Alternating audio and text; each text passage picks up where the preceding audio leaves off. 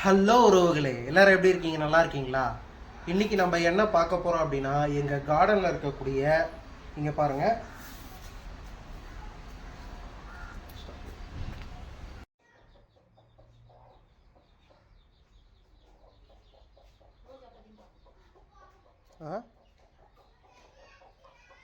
எடுத்துருவோம்.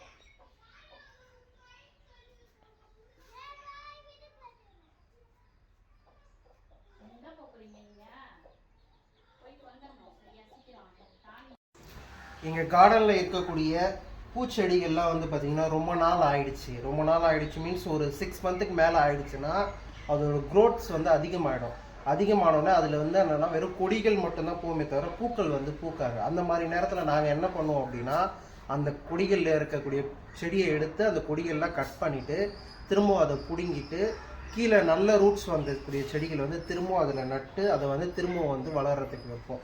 ஸோ அந்த ப்ராசஸ் தான் இப்போ நாங்கள் பண்ணிக்கிட்டு இருக்கோம். அது ஒன்று என்னென்ன பண்ணியிருக்கோம் அப்படின்னு சொல்லி நான் உங்களுக்கு எக்ஸ்பிளைன் பண்ணுறேன் நண்பர்களே. வந்து பட்ரோஸ் செடி அப்படின்னு சொல்லுவாங்க. இதில் வந்து பார்த்திங்கன்னா அழகாக வந்து சின்ன சின்ன கலர் பூக்கள் வந்து பூக்கும். ஸோ இது வந்து பார்த்திங்கன்னா இப்போ இந்த மாதிரி அதிகமான கொடிகள் வந்து வந்துடுச்சு இல்லையா, இதுக்கு மேலே என்ன ஆகும்னா இது கீழே தொங்கிக்கிட்டே போயிடும். அப்புறம் பூக்கள் பூக்கிறதும் வந்து இந்த மாதிரி ரொம்ப வந்து கம்மியாயிடும். அந்த மாதிரி நேரத்தில் நாங்கள் என்ன பண்ணோம்னா, இதுக்கு மேலே இதை வளர விடாத இதை வந்து நிறுத்தி இந்த பூக்கள் வந்து கட் பண்ணிடுவோம். இந்த மாதிரி கட் பண்ணி இதை எடுத்துட்டோம் அப்படின்னா இது வந்து ஒரு நல்ல ரூட். இந்த மாதிரி ஒரு தண்டை எடுத்து என்ன பண்ணுவோம் அப்படின்னா, இதை போல் வந்து கட் பண்ணி இதே போல் வந்து நாங்கள் வந்து நட்டு வச்சுருவோம். ஸோ இந்த மாதிரி நாங்கள் நட்டு வச்சுட்டோம் அப்படின்னா கொஞ்ச நாளில் வந்து இதில் ஆல்ரெடி வந்து மொட்டு விட்ட நட்டை தான் நாங்கள் நட்டிருக்கோம். இதுலேருந்து ஒரு 10லேருந்து 15 நாளுக்குள்ளே இது நல்லாவே வந்து வேர் பிடிச்சி இதுலேருந்து வந்து அழகழகாக வந்து பூக்கள் வந்து பூக்க வந்து ஆரம்பிச்சிடும்.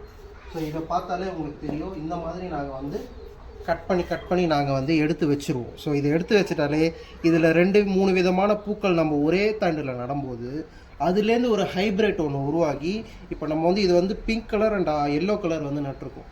இது என்னென்னா 2 ஷேட்ஸ். இந்த 2 ஷேடுமே ஒரே ஷேட்லேருந்து உருவாகி ஒரு புது விதமான கலர் வந்து நமக்கு கிடைக்கும்.